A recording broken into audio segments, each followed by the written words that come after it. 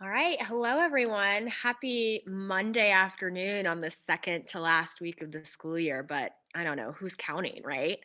I'm very excited to be, I guess, involved in this meeting and hosting this with these wonderful, incredible, amazing humans on this call. And I feel so grateful to the folks, our panelists that have made time to be here, as well as our community members who have been very flexible with this advisory time. I'm hoping that a lot of you are enjoying getting to sit with your advisory in person, having some lunch or some snacks.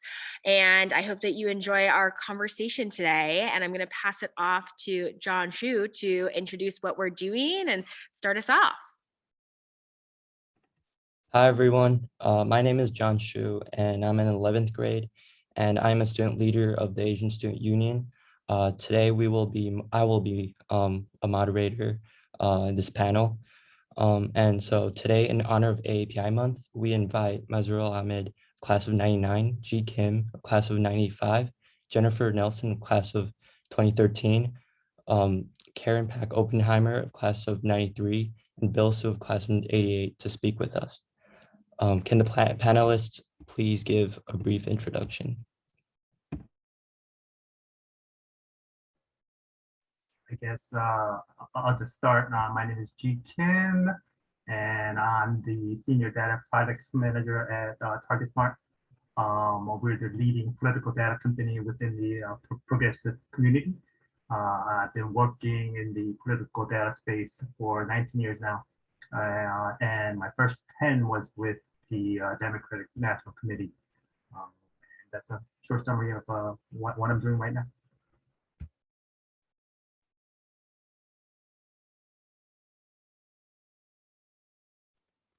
And Leela, I realized you have me on twice introducing myself, but I'll go next.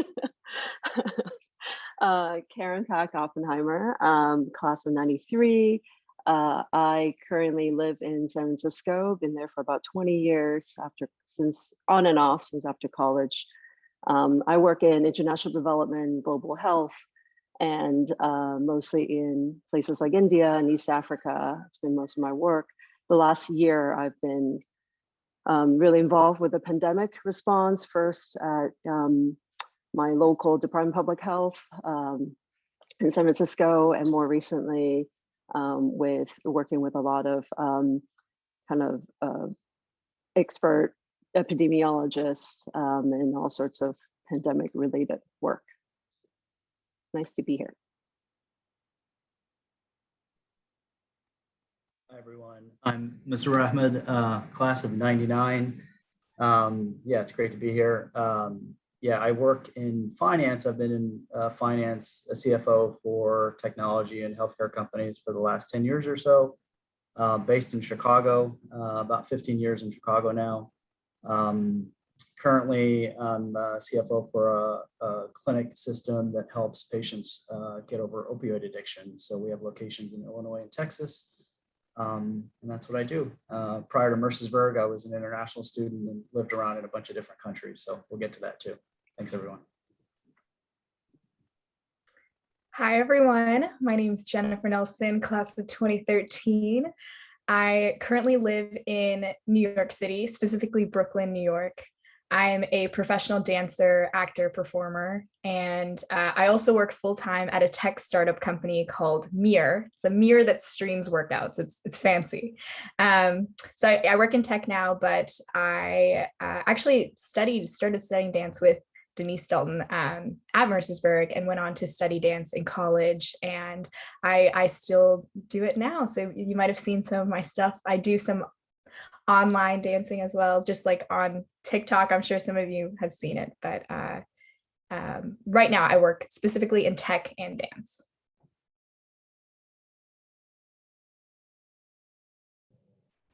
Okay. Hi, I'm Bill Su. I'm a graduate of 1988. I'm a vascular surgeon here in Hagerstown, so I'm still very close to Mercersburg. I have been back in Hagerstown for 20 years and have been involved with the Mercersburg community since I've been back. I did my medical school and residency in New York City, and was there for 10 years before I came back. And I have a daughter at Mercersburg, Isabel, who's a 10th grader right now, and my son Oscar will be joining Mercer Community as a 9th grader next year as well.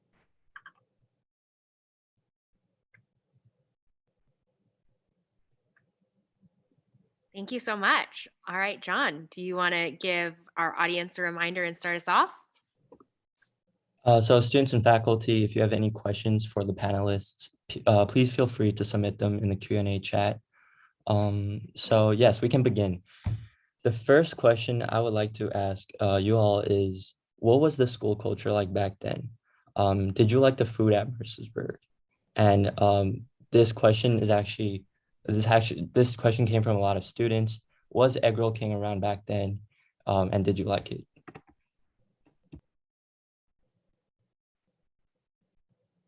I can start because I'm the oldest one here, so this goes way back.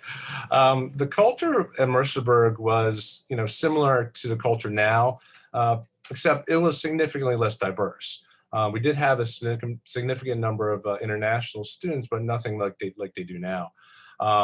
In terms of the number of Asian students there are a handful of Asian Americans. There certainly are more now.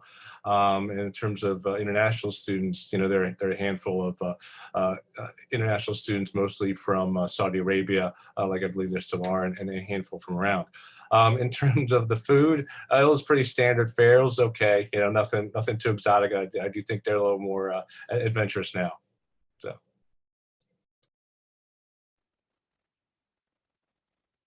Are we going in order by age here? I'll go next. Similar, I'm only a few years behind Bill. I did mention that I was an international student. I'm from Hong Kong. And although I was already a US passport holder, because I was actually born in Michigan, because my parents lived there for a couple of years, so I happened to be born there, and I, went back to Hong Kong when I was 5 months old. So I really consider myself being from Hong Kong.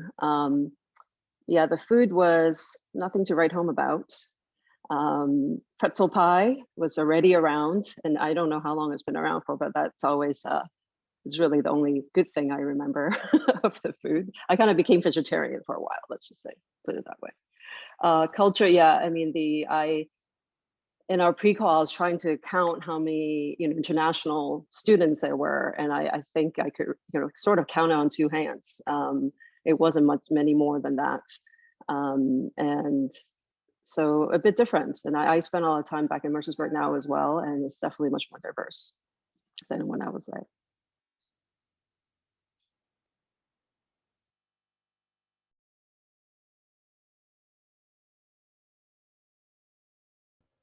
I guess I think I'm next in line then. Right, I think it's been very close to what Karen and Bill had mentioned. There was definitely less diversity overall at the time when I was at Mercersburg. And one thing I would like to add is that the emails that I received about how for this month Mercersburg was hosting this, the fact that this type of event is being hosted is, I think, is great in itself. This wasn't something that was available when I was attending, and also there was also mention of how recipes were being shared, and I was like, really? That really caught me by surprise as well. So I feel like, what would have been like if I was at that age and was attending Mercersburg versus now. So I'm a little bit jealous.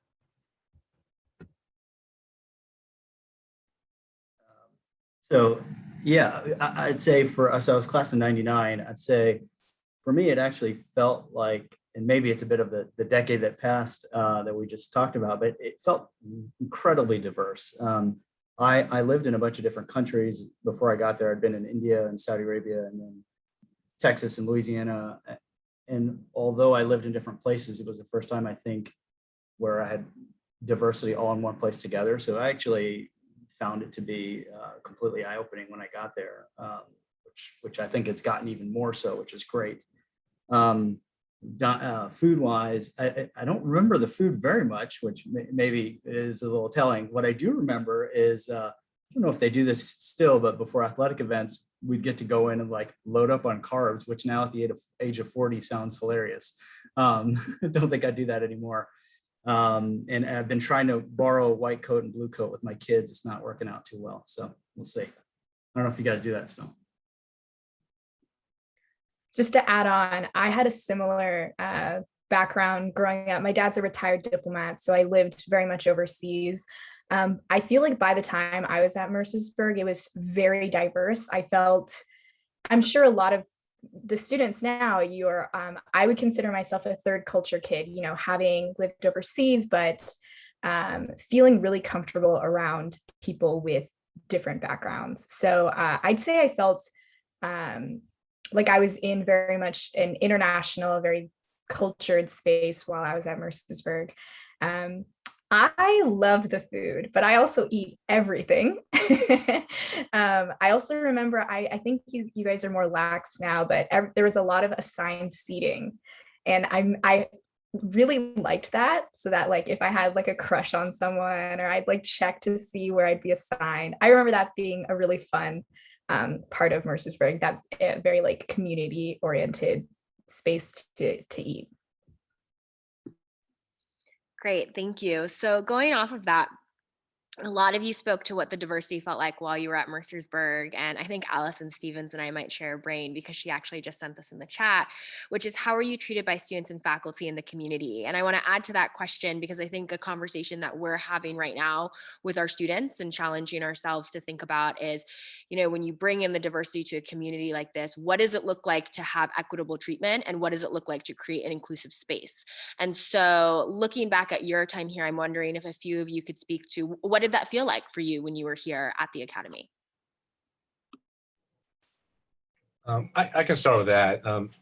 Basically, even though my experience probably was less diverse than anyone else's, it was still Mercersburg. It still did have the same feel, if you will. It was very, very inclusive, largely because Mercersburg has always, for a long time, has had international students, and it's had to learn to deal with different ethnicities and backgrounds and such. So Mercersburg itself actually has been kind of very receptive. That being said, the Mercersburg was also an anomaly back then. Back in the 80s. The 80s was probably the transition to a lot of increase in awareness of one's identity, and that's when a lot of the cultural awareness was starting. But still even then, Asians, for instance, didn't have a lot of role models in society, and so they were still in certain areas, especially back home in Hagerstown, for instance, even though it was close to Mercersburg, it was very different growing up there than in Mercersburg. So, I think to sum it up, I think Mercersburg was very accepting and very inclusive. But that being said, I thought it was an anomaly for the time, and that's probably one of the reasons that I appreciated Mercersburg and enjoyed it so much there.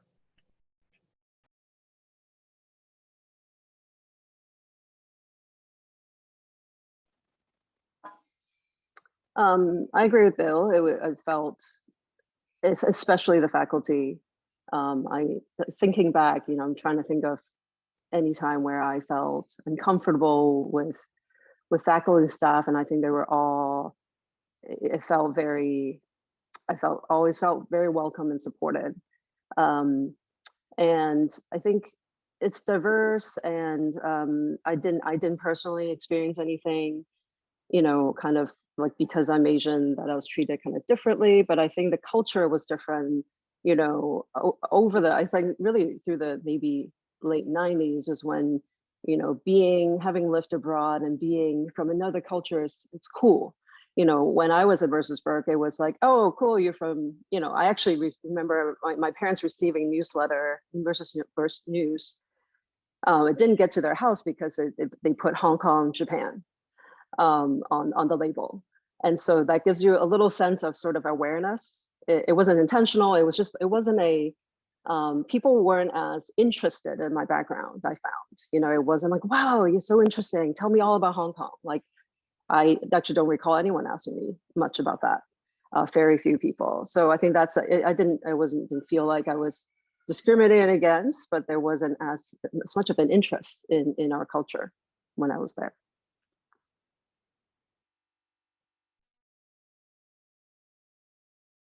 I'd say I can chime in on one little thing. I remember for me, it was a little bit of my first time, not necessarily from an ethnicity standpoint, but from a religious minority. I was Muslim, I am Muslim.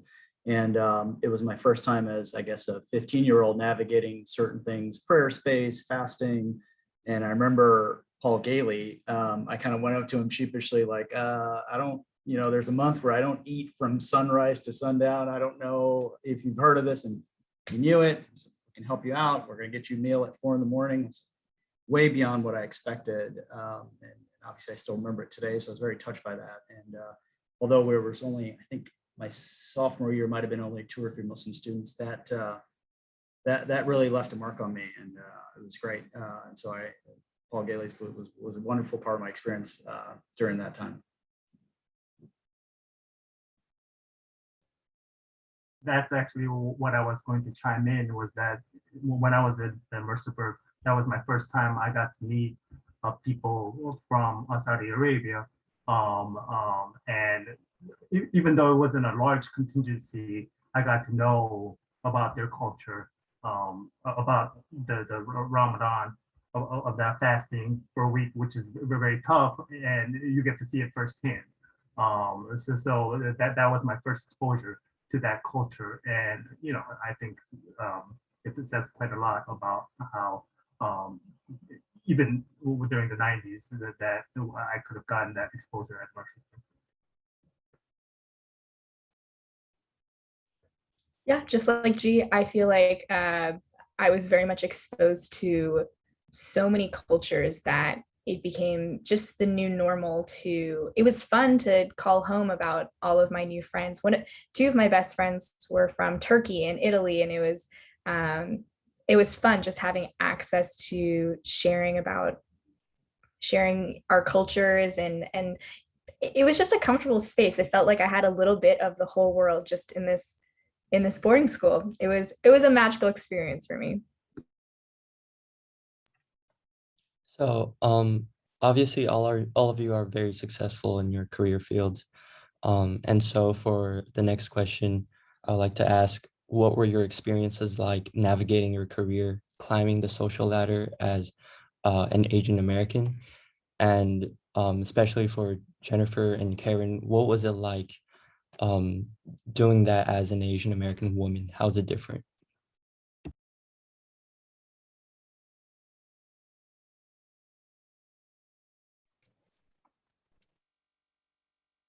I guess I'll start. Well, I also chose to study engineering when I left Mercersburg, and you know, studying engineering means you're one of very few women. So I think, and I grew up with a lot of boys and family friends in my family. So I think the being a woman part, I feel lucky. I really haven't felt like it's been a barrier to me, and I feel very, very lucky about that, because I definitely know a lot of friends who've struggled. It's been difficult, and but I don't know, part of always being one of few women made me feel like comfortable anywhere, not think about it too much. And then the field that I chose, I think, in international development, which at the most senior levels are still a lot of old white men, even in the global health space. And but it really, like I said, I being a woman hasn't been a big barrier for me in my fields.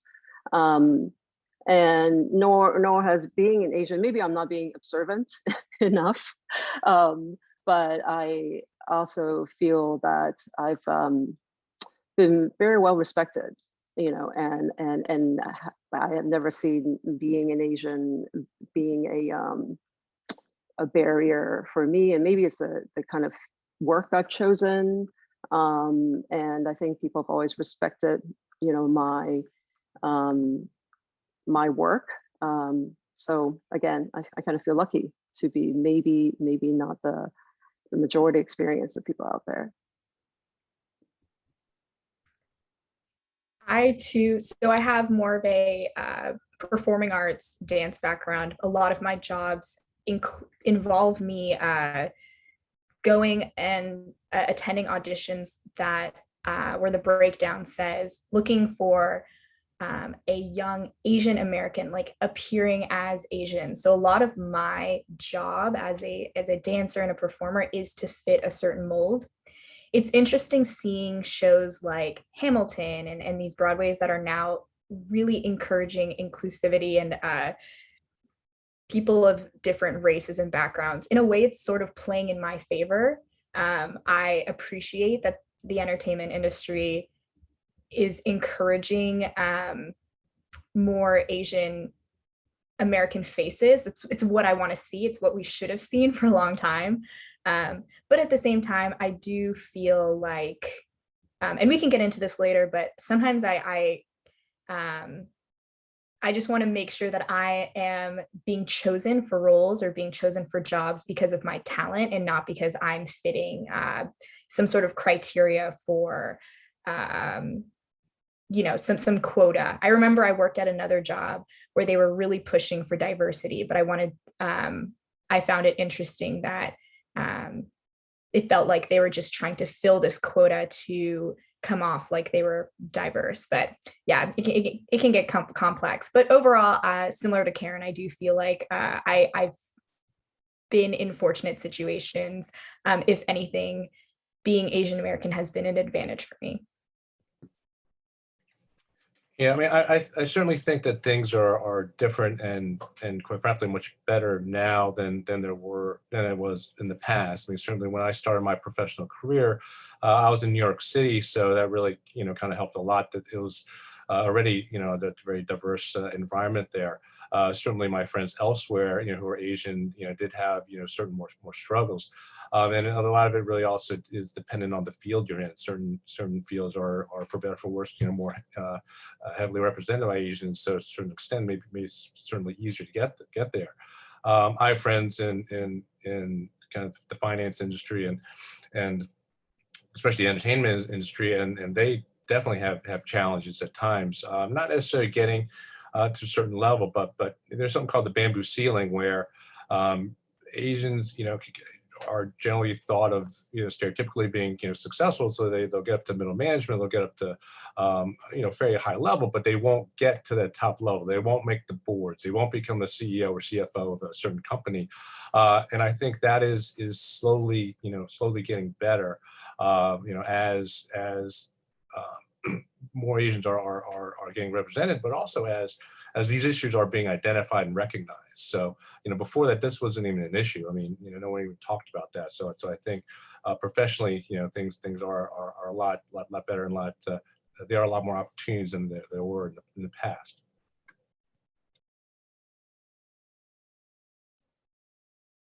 The thing that I would like to mention here is that I've been very, very lucky because I've been part of my working career has been part of the progressive community where inclusion is a very important part of the platform within the progressive space. So I haven't really faced any sort of too much discrimination or anything like that within while during my professional career. But it's something that I think people of Asian American should consider. It's not something that I considered when I first was applying for jobs when I was straight out of college. But now that I am within this space, that it's something that the company culture, I think, if are they promoting diversity? Are they trying to be inclusive?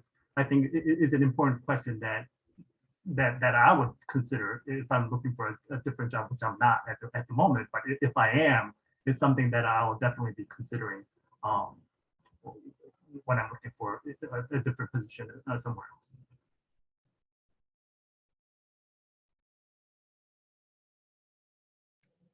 Yeah. I mean, one other thing I want to kind of touch base on. Jennifer had a very good point in terms of, with the new emphasis on diversity, especially a lot of businesses and especially boards.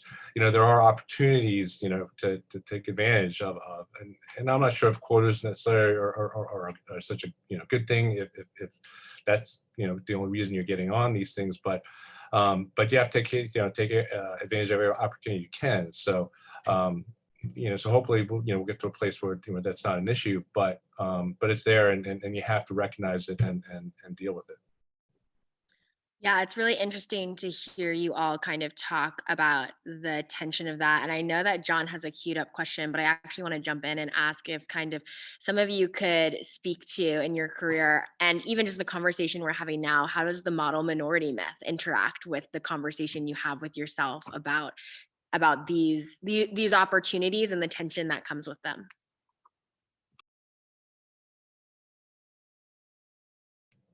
Well, I don't mean to keep talking, but as an Asian doctor, I mean, I exemplify the minority,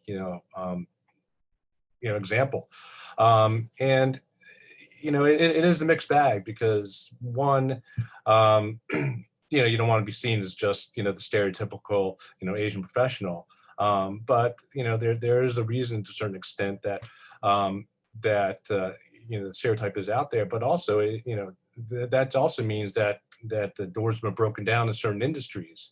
For me, I'm sure going to medicine was easier than going into the arts. For as an Asian American. But in addition, the model minority, it actually at this point, because Asians encompass such a diverse group, it really does.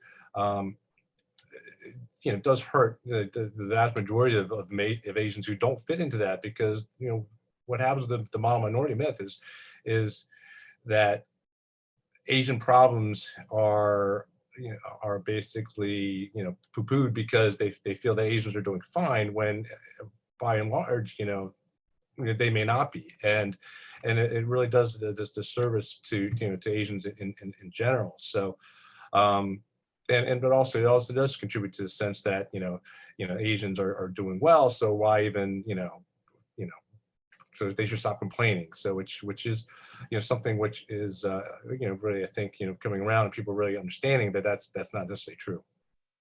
Yeah, I think that actually, with this in mind, John, do you want to ask your next question too, so we can think about it through this lens?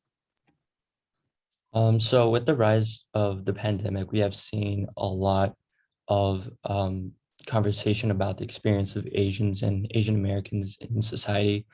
And obviously an example of this is the Atlanta mass shooting. So upon hearing about the shooting, what were your first responses and how were you affected? I actually might jump in here. So I do live in New York City, and I wanted to touch on some points that Bill brought up. I love that term, bamboo ceiling. I think while I was listening to everyone, I think sometimes microaggressions, we don't notice them because they're sort of just instilled in our lives in little ways that we don't consciously notice. So again, I live in New York City. I did have a personal experience of and what I believe was an anti-Asian hate crime towards me. I won't get into details, but my initial response was to actually stay quiet. I was nervous. I thought it was, I think being Japanese, half Japanese, a lot of my values come in, humility, staying quiet, being polite, being the model Asian daughter to my parents. But so it was interesting seeing the rise in Asian hate crimes, and then seeing all of the impactful events and things happening in New York City, but being too afraid at first to even share. I didn't want to inconvenience anyone with what had happened to me personally and how I wanted to support. I did eventually break that, and I'm really proud of myself and my peers who have we're constantly going to events and spreading awareness, but I wonder if any of the other panelists have felt any hesitance. I don't know if it's because of my Asian background, maybe it's because I felt held back as a woman, or I don't know what anyone else thinks.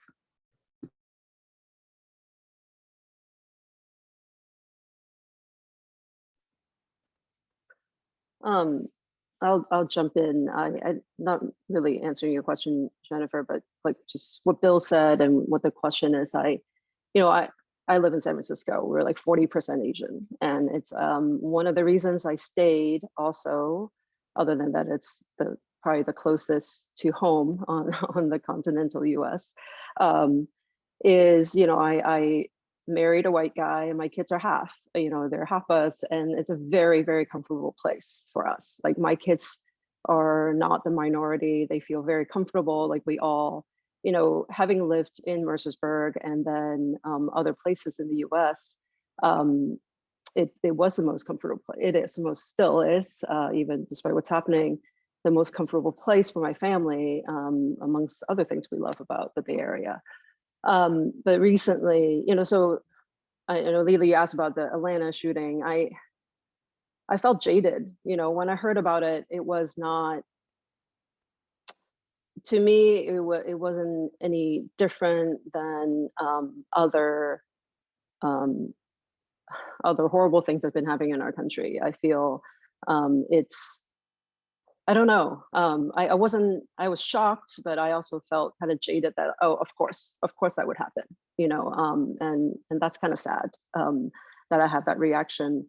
Around the same time, I don't know if anyone of you have read, it's been our public school district in San Francisco has been kind of going through turmoil, and being and one of the board members who is African-American, or I think she may be part African-American, had tweeted something a few years ago, and she's a champion for diversity, to quite extreme. And she tweeted something about Asian Americans using white supremacy to get ahead. Like I forgot what the exact words were, and obviously it stirred up a lot of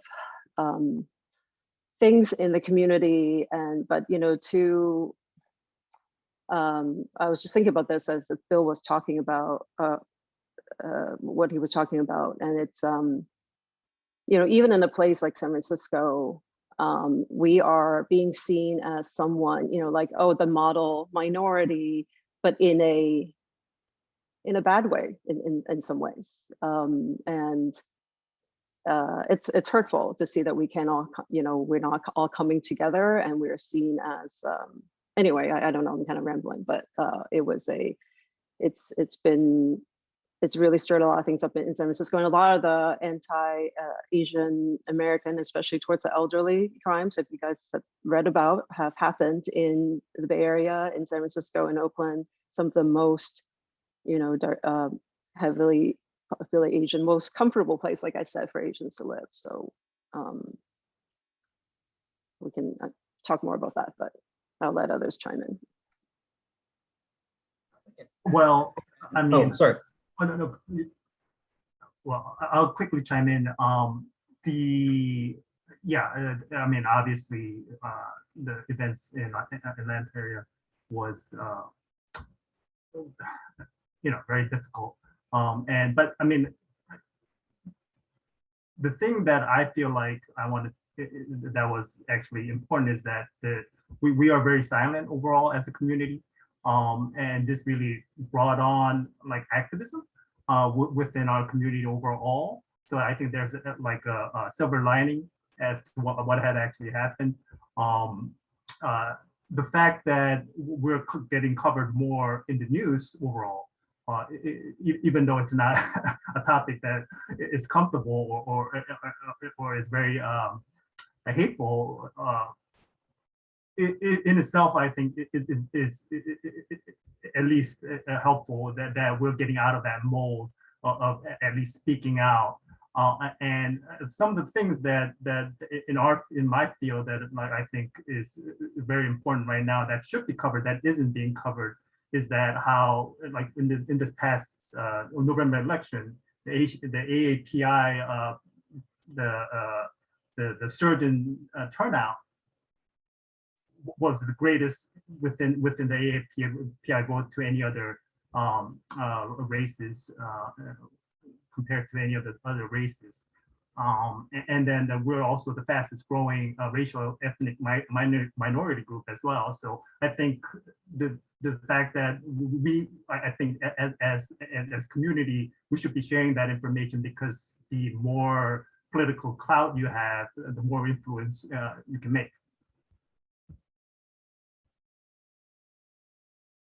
I was just going to chime in on two sort of unrelated maybe to each other, but on something that's been said. I think, these shootings, when they happen, and not only was that specific case, but there's so many others, unfortunately, I think I tend to want to remind myself that those are such extremes at the fringes that, that's what makes the news and that's what we read about. But, I travel a lot in the country, in the South, and I grew up in the South or all over the country for different reasons. And, I think it's easy to forget when we're all buried in social and the news that that's what we might even start tightening up. I sense recently there's kind of an urban center. I live in Chicago, so there's a sense of urban centers, folks wanting to stay in the urban center and sort of having this view about what might be happening outside of the urban center, masks being a symbolic view of those kinds of things. Yeah. I just would the counterpoint to that would be to say that, these things are hopefully continue to be at the very, very fringes, and we need to address them.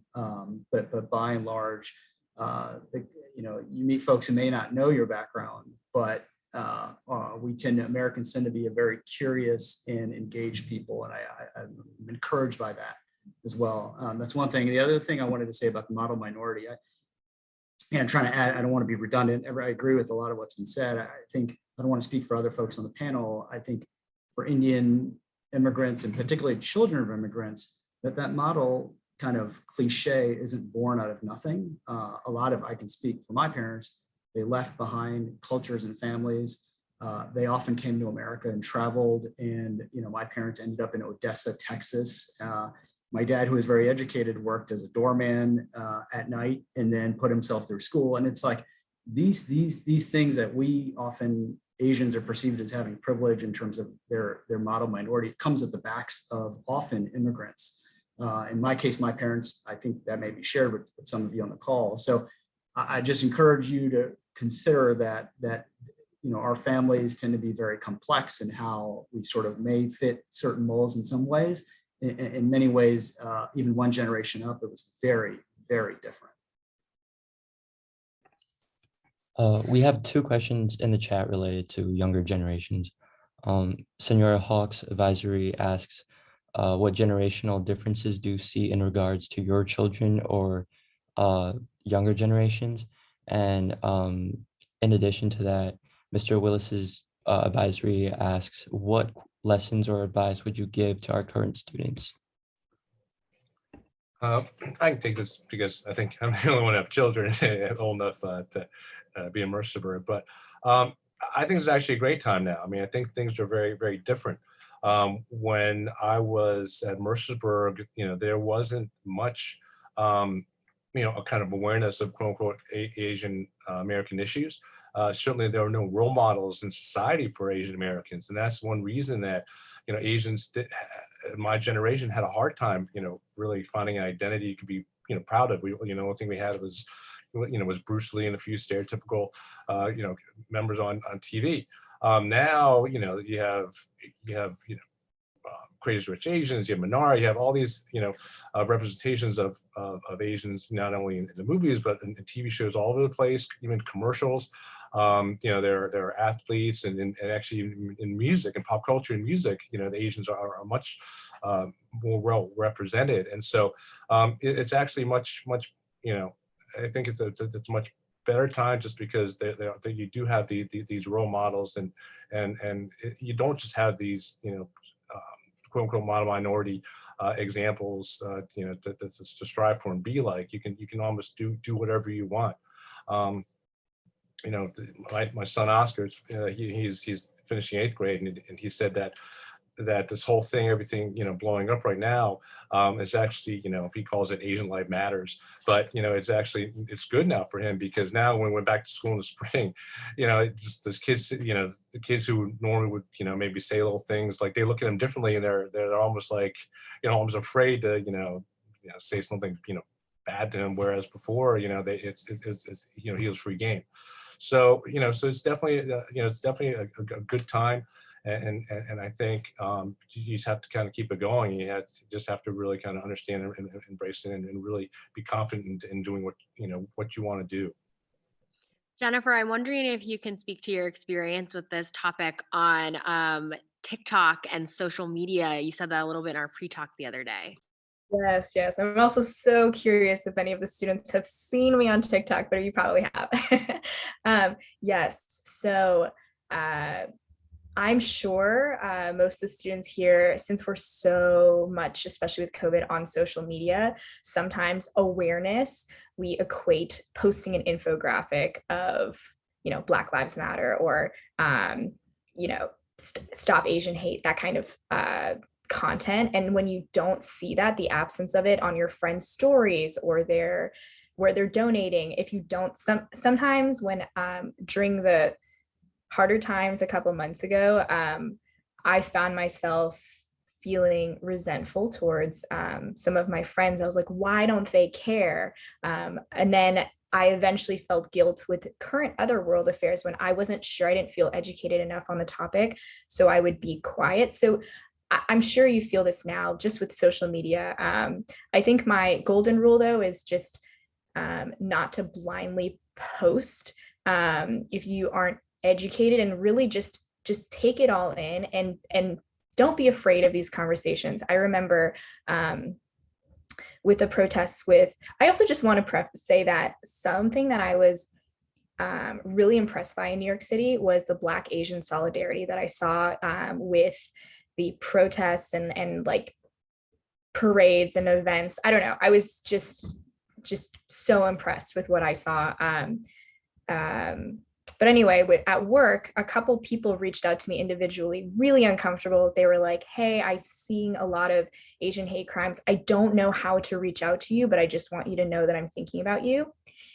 And it felt amazing. It felt amazing that they felt brave enough to reach out. So I guess I encourage you, if you're ever in a space where you think someone is dealing with something, just to reach out to them, and you can say, hi, I don't know enough about what's going on, but I just want you to know that I'm here for you, and I want to listen. I think that just really does so much more than you would think. That's my advice.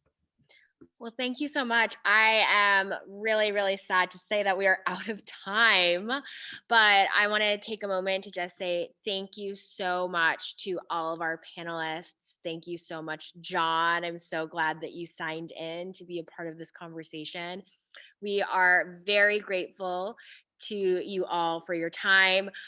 Jennifer, I have to say you've tapped into Gen Z, because there are a lot of folks that are asking about your TikTok account. So if you feel comfortable putting that in the chat to the panelists and attendees, that'd be great. I'm sure, knowing our students, they're gonna find you either way. So thank you so much for everyone's time. Thank you to our advisors and our advisories. I hope that this inspires maybe just a conversation with a friend, perhaps your advisors, perhaps with John or myself. And if any of you are interested in making any connections with the wonderful alums on this call, please feel free to shoot me an email and I can connect you.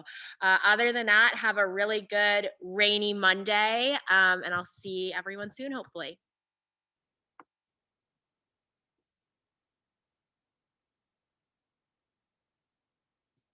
Bye, everyone. Thank you so much. Thank you so much. Such an honor to be around such successful, talented people.